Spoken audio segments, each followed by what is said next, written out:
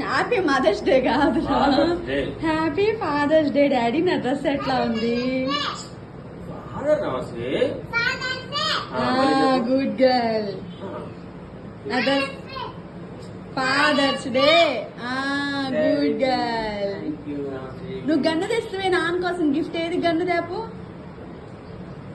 Surprise. ఏంటిది surprise? నాన్నకి ఏం తెచ్చా? ఏది పని ఉందిరా? నాన్న కాల్చి షూట్ చేయి.